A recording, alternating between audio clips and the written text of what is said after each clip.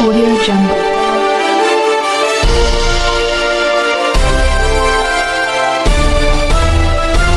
Audio Jungle.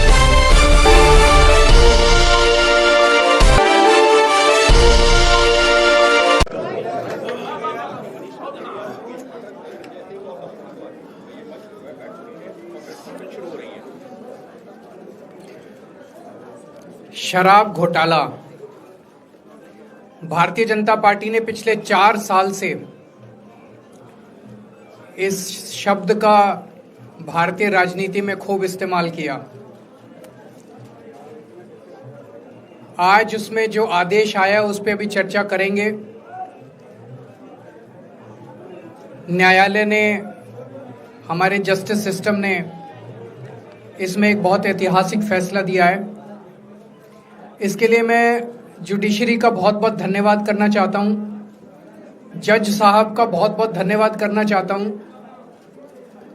आज के इस माहौल में जब सारी संस्थाओं को, सारे अथॉरिटीज को डराया जा रहा है, धमकाया जा रहा है, ऐसे में इतना बड़ा न्याय करने के लिए जज साहब ने वाकई बहुत हिम्मत दिखाई है। मैं उन सभी वकील भाइयों का धन्यवाद करना चाहता हूं जिन्होंने एक एक कदम हम लोगों का साथ दिया, हमारी ये लड़ाई न्यायालय में लड़ी। मैं खासकर नाम लेना चाहता हूं, अभिषेक मनु सिंघवी साहब का धन्यवाद करता हूं, हरिहरन साहब का धन्यवाद करता हूं, रिबेका मैडम का धन्यवाद करता हूं, विक्रम चौधरी जी का, दयान कृष्णन जी का, रमेश गुप्ता जी का, शादान का, मोहित माथुर जी का, विवेक जैन, रजत, मोहम्मद इरशाद, करण, मुदित जैन, और भी कई नाम है, अगर मेरे से कुछ रह गए हो। बहुत सारे वकीलों ने हमारा साथ दिया, और उन सारे देश भर के लोगों का जिन्होंने पिछले 4 साल से जिस तरह से हमारे ऊपर अत्याचार किया जा रहा था, इतने कठिन समय में हम लोगों का साथ दिया, उनका धन्यवाद करना चाहता हूं। आप जान रहे हैं कि किस तरह से पिछले 4 साल से ईडी को, सीबीआई को, सारी संस्थाओं को इस्तेमाल करके हमारे ऊपर एक शराब घोटाला नाम का एक आरोप लगाया गया। सीबीआई ने, ईडी ने उसमें चार्जशीट फाइल की। आज कोर्ट को प्राइमा फेसी ये निर्णय लेना था कि क्या सबूत और गवाहों के बयानों के आधार पे सफिशिएंट मटेरियल है कि इसमें मुकदमा चलाया जाए। अभी मुकदमा चला नहीं था। कोर्ट को यह निर्णय लेना था कि क्या मुकदमा चलाने लायक सफिशिएंट मटेरियल है, और कोर्ट ने लगभग 600 पेज के आदेश में सारे सबूतों और सारे गवाहों को मद्देनजर रखते हुए यह कहा है कि इतना भी सबूत नहीं है, इतने भी गवाहों के बयान नहीं है, एक निक्का सा भी सबूत नहीं है कि इसमें मुकदमा तक चलाया जा सके। अगर मुकदमा चलाया जाता, 15-20 साल मुकदमा चलता, उसमें बहुत सारे गवाह बुलाए जाते, सबूत रखे जाते, उसके बाद होता, वो तो अलग बात है।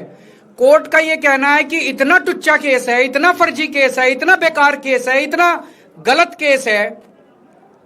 ये मैं नहीं कह रहा, ये भाषा है। आप कोर्ट का ऑर्डर पढ़िए। ये ऑर्डर जो है ये ऐतिहासिक ऑर्डर है। कोर्ट ने कहा है कि इतना फर्जी केस है, इतना फर्जी केस है, एक भी सबूत नहीं है, एक भी गवाह नहीं है कि इसमें मुकदमा भी नहीं चलाया जा सकता। ये पूरा षड्यंत्र किसने रचा, क्यों रचा? ये पूरा षड्यंत्र 2 लोगों ने मिलकर रचा, नरेंद्र मोदी जी और अमित शाह जी। और आज उन दोनों को पूरे देश से माफी मांगनी चाहिए। उन दोनों ने मिलकर षड्यंत्र रचा कि आम आदमी पार्टी को खत्म किया जाए, आम आदमी पार्टी को बर्बाद किया जाए, और उस षड्यंत्र के तहत आजाद भारत का सबसे बड़ा और सबसे घिनौना षड्यंत्र रचा उन लोगों ने। वो देख रहे थे कि दिल्ली में वो हमें नहीं हरा सकते।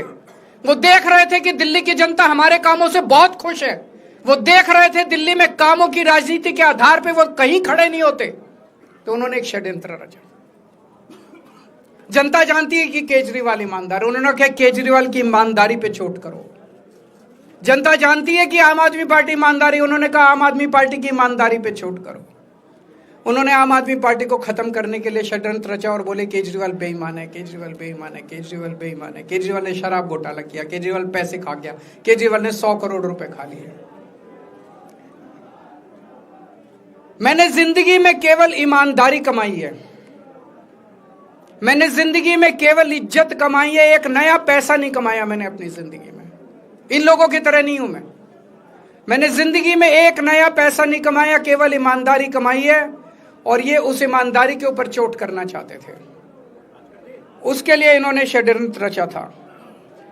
आज कोर्ट के ऑर्डर के बाद यह साबित हो गया देश के सामने, केजरीवाल कट्टर ईमानदार है, मनीष सिसोदिया कट्टर ईमानदार है, संजय सिंह कट्टर ईमानदार है, दुर्गेश कट्टर ईमानदार है, आम आदमी पार्टी कट्टर ईमानदारी है। हम नहीं कह रही है, कोर्ट ने सारे देश के सामने बोला है। कई लोग ये कहते हैं जेल से आने के बाद केजरीवाल चुप क्यों हो गया, केजरीवाल गायब हो गया, केजरीवाल कहां गया। मैं कोई नेता नहीं हूं, मैं कोई पॉलिटिशियन नहीं हूं। पॉलिटिशियन को फर्क नहीं पड़ता, उनको 4 गाली दे दो, मोटी चमड़ी होती है उनकी। मैंने जिंदगी में केवल ईमानदारी कमाई है। मेरे को जब कोई बेईमान बोलता है मुझे फर्क पड़ता है। मेरे को जब जेल भेजा जाता है, मेरे परिवार के ऊपर ताने मारे जाते हैं, मेरे को फर्क पड़ता है। केजरीवाल को फर्क पड़ता है। इसलिए मैंने तय किया था कि जब सारे देश के सामने मैं निर्दोष साबित हो जाऊंगा तब तक मैं चुप रहूंगा। आज मेरे दिल से बहुत बड़ा बोझ उतर गया।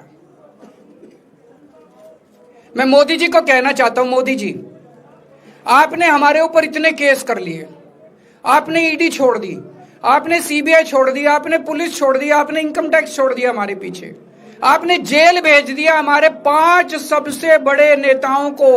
आम आदमी पर एक समय ऐसा था जब आम आदमी पार्टी के सबसे टॉप के 5 नेता जेल में थे एक साथ। उसके बाद भी केजरीवाल का कुछ नहीं बिगाड़ सके। अब तो एक ही तरीका बचा है मोदी जी केजरीवाल से निपटने का, केजरीवाल का कत्ल करवाना पड़ेगा, केजरीवाल की हत्या करवानी पड़ेगी। उसके अलावा अब केजरीवाल आपसे संभलने वाला नहीं है। अब आपके बस का नहीं है केजरीवाल, आपने सब कुछ करके देख लिया, अब केजरीवाल का कत्ल ही करवाना पड़ेगा। और एक तरीका है, मैं पहले भी बोल चुका, लेकिन वो मोदी जी के बस का नहीं है। मैंने 500 स्कूल बनवाए दिल्ली में, आप 5000 स्कूल बनाओ। मैंने दिल्ली की सड़कें अच्छी करी, आप पूरे देश की सड़कें ठीक कर दो, देखो केजरीवाल को कोई पूछेगा ही नहीं। केजरीवाल ने 200 मोहल्ला क्लिनिक बनाया, 20,000 मोहल्ला क्लिनिक बनाओ, आप तो देश के प्रधानमंत्री हो, अरे अच्छे काम करो ना। वो नहीं होता मोदी जी से, वो मोदी जी से नहीं होता। मैं उनको कहना चाहता हूं, प्रधानमंत्री जी, केवल सत्ता की जो प्रधानमंत्री मोदी जी की और अमित शाह जी की सत्ता की हवस है, ये उसका नतीजा है जो ये षड्यंत्र रचा गया। और इस षड्यंत्र का मैं बहुत छोटा हूं, हमारे परिवार ने बहुत भुगत भोगी है। मैं जेल गया, मेरी मां बीमार रहती है बहुत ज्यादा, उसको अस्पताल में एडमिट कराना पड़ा, बहुत रोई मेरी मां, बहुत रोई। इनकी पत्नी मनीष सिसोदिया जी की पत्नी, उनको मल्टीपल स्क्लेरोसिस डिजीज है, सब लोग जानते हैं। जब सुप्रीम कोर्ट में केस चल रहा था, संजीव खन्ना जी ने कहा कि बहुत गंदी बीमारी है, उनके नीचे का पूरा पोर्शन काम नहीं करता और धीरे धीरे बीमारी बढ़ती जा रही है। हमारे परिवार ने बहुत भुगता है, लेकिन वो इंपॉर्टेंट नहीं है, हम इंपॉर्टेंट नहीं है, हमारा परिवार भी इंपॉर्टेंट नहीं है। लेकिन मोदी जी और अमित शाह जी के षड्यंत्र का खामियाजा जो दिल्ली भुगत रही है, दिल्ली के 3 करोड़ लोग भुगत रहे हैं, उसकी भरपाई कौन करेगा? आज दिल्ली में कहीं चले जाओ, सारी सड़कें टूटी पड़ी हैं, अस्पतालों में दवाइयां मिलनी बंद हो गई हैं, मोहल्ला क्लिनिक बंद किए जा रहे हैं, स्कूलों का बुरा हाल हो रहा है।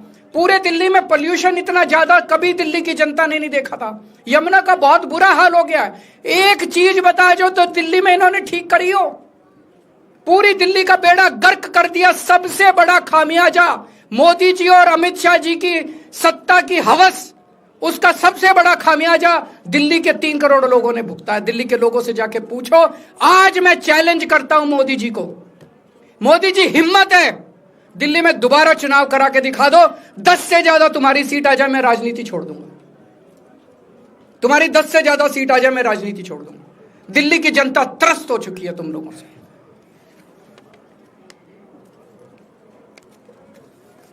मैं मोदी जी को कहना चाहता हूं, अगर आपने सत्ता हासिल करनी है, कुछ पॉजिटिव काम करके सत्ता हासिल करो। आज देश के सामने इतनी बड़ी बड़ी समस्याएं हैं। आज देश का युवा दुखी है, देश का व्यापारी दुखी है, देश का उद्योगपति दुखी है। आज अमेरिका हमें आंखें दिखा रहा है। मोदी जी की हिम्मत नहीं है जो ट्रंप के खिलाफ एक शब्द बोल दें। ट्रंप के खिलाफ रोज ट्रंप गालियां देता है मोदी जी को, रोज ट्रंप गालियां देता है भारत को, रोज ट्रंप गालियां देता है हमारे देश को। मोदी जी के हमारा प्रधानमंत्री भीगी बिल्ली बना हुआ है। अरे देश संभालिए ना। आपको हमने देश चलाने को दिया था और आप केजरीवाल में उलझ गए, आप आम आदमी पार्टी में उलझ गए। पॉजिटिव काम करके सत्ता हासिल कीजिए, ये नेगेटिव काम करना बंद कीजिए। अगर आपके कोई एक दो प्रश्न है तो। क्या आपको उम्मीद है कि अब ईडी के मामले को भी? ईडी मामला खत्म हो गया। सीबीआई के मामले के बेस पे ईडी था, वो अब फॉर्मेलिटी बची है। हम अगले हफ्ते एप्लीकेशन डालेंगे, ईडी का मामला खत्म हो जाएगा।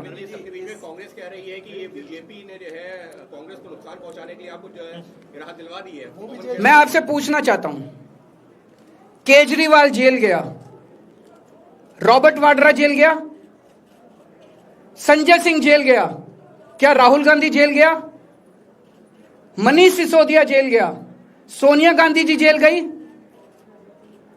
किस मुंह से बात करते हैं? शर्म नहीं आती कांग्रेसियों को? ले जाए, ले जाए, वो तो ले जाए, उनका हक है। सुप्रीम कोर्ट भी जाएंगे, हाई कोर्ट भी जाएंगे। जैसे निचली कोर्ट में न्याय हुआ, ऐसे ऊपरी कोर्ट में भी न्याय हुआ। जब कोई सबूत है ही नहीं, जब कोई गवाह है ही नहीं, तो ऊपर के कोर्ट में भी कहां से लाएंगे सबूत, कहां से लाएंगे गवाह? आज कोई छोटा मोटा उन्होंने डिस्चार्ज कर दिया है हमें, उन्होंने कहा कोई आरोप ही नहीं बनता।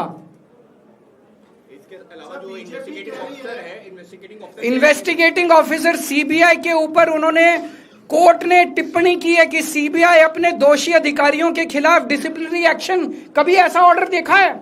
इसका मतलब कितना फर्जी मुकदमा था कि सीबीआई के अफसरों के खिलाफ डिसिप्लिनरी एक्शन लिया जाएगा। आप कुछ कहना चाहते हैं? सर, बीजेपी के आपके